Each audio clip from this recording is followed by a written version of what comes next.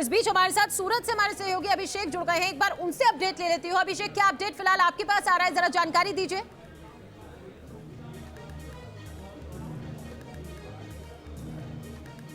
देखिए, सूरत की सभी 16 सीटें बीजेपी के खाते में चली गई है। पिछली बार एक सीट जो कांडवी की सीट थी वो कांग्रेस के कब्जे में थी, लेकिन इस बार वहां पर भी बीजेपी ने अपना कब्जा जमा लिया है।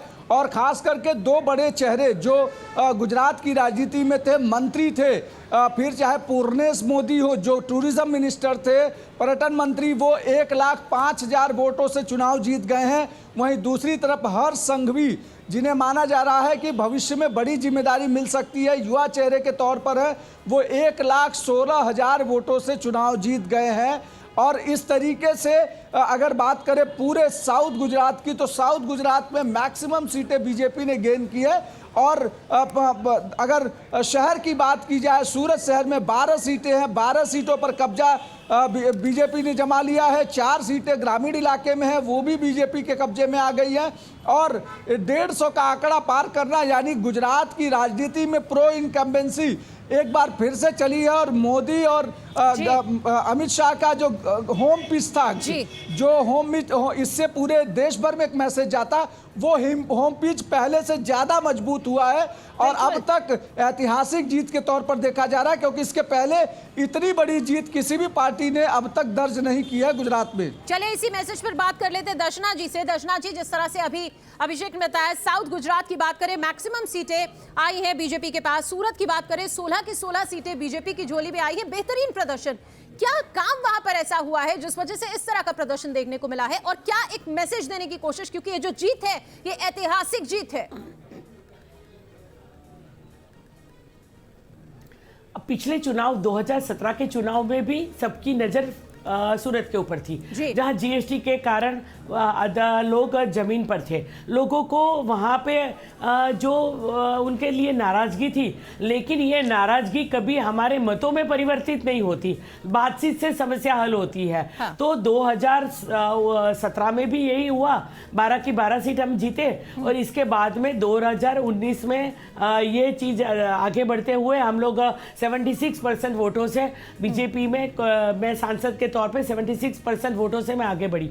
अब 2022 की बात करें तो कॉरपोरेशन के चुनाव के कारण आप पार्टी को लगा कि यहाँ बहुत बड़ा यहाँ पे हमें गेन होने वाला है, क्योंकि कॉरपोरेशन के अंदर कांग्रेस मुक्त भारत का जो शुरुआत सूरत से हुई कि एक भी कॉरपोरेटर चुनकर नहीं आया, वो जगह ले ली आप पार्टी ने। और आप पार्टी को लगने लगा कि यहाँ पे हम लोग मुफ्त की रेवड़ी बांटेंगे और बहुत कुछ मिल जाएगा। लेकिन सूरत सबसे झड़प से गति करने वाला शहर है, विकास करने वाला शहर है, सबसे ज्यादा फ्लाईओवर, क्लीनेस्ट सिटी है, स्मार्ट सिटी के कॉन्क्लेव यहाँ पे होती है, डेवलपमेंट होता है, सबसे ज्यादा प्रधानमंत्री आवास होते हैं। तो विकास की अनुभूति सबसे ज्यादा लोगों को यहाँ होती है।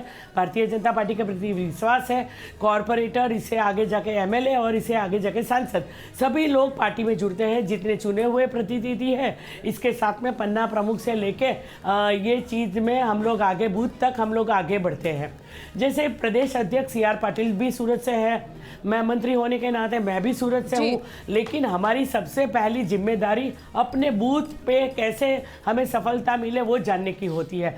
तो हमारी चुनाव की प्रोसीजर बहुत अच्छी होती है, एग्रेसिवली हम चुनाव लड़ते हैं, उसकी प्लानिंग करते हैं, और प्लानिंग के साथ में जो पिछले समय की कमियां होती है उनको समझते आगे चले जाते हैं। इससे लोगों का हमारे प्रति विश्वास बढ़ता है। और इसमें सबसे बड़ा पूरक आ जाते हैं हमारे प्रधानमंत्री, जो सबके लाडले हैं, हम सबके वरिष्ठ हैं, और ग्लोबली नहीं, हम लोगों के दिल में कब से बसे हुए हैं। क्योंकि जब वो प्रधानमंत्री के नाते नहीं, लेकिन सूरत में कभी भी आपदा आई, जब आप पुरानी राजनीति देखेंगे, यहाँ बाढ़ आई, प्लेग आया, धरतीकंप आई, तब भी प्रधानमंत्री हमारे बीच में खड़े होते हैं। तो उनके प्रति आदर करना, गुजरात की अस्मिता को आगे ले जाना, ये सब चीज़ों में हम लोगों ने बहुत सारे एफर्ट्स डाले हैं, जिसका परिणाम है ये पूरी सफलता हमें हासिल हुई है। तो लोकसभा में गुजरात के सूरत निर्वाचन क्षेत्र का प्रतिनिधित्व करती हैं, और ऐसे में आप वहां के विकास की भी बात बता रही हैं।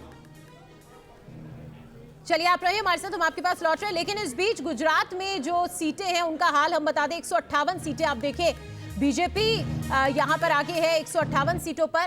साथ ही आप देखिए गुजरात विधानसभा चुनाव 2022 के ये जो फिलहाल जो आंकड़े सामने आए हैं वो आप देखिए आदर्श के पास 3 है, आम आदमी पार्टी 5 पर, कांग्रेस 16 पर और ऐतिहासिक जीत दर्ज करती हुई बीजेपी 158 सीटों पर आगे चल रही है। कुल मिलाकर अगर हम बात करें तो बीजेपी यहां पर वाकई में शानदार जीत दर्ज करती हुई, क्योंकि ऐसा पहले कभी नहीं हुआ जिस तरह की जीत यहां पर बीजेपी दर्ज कर रही है।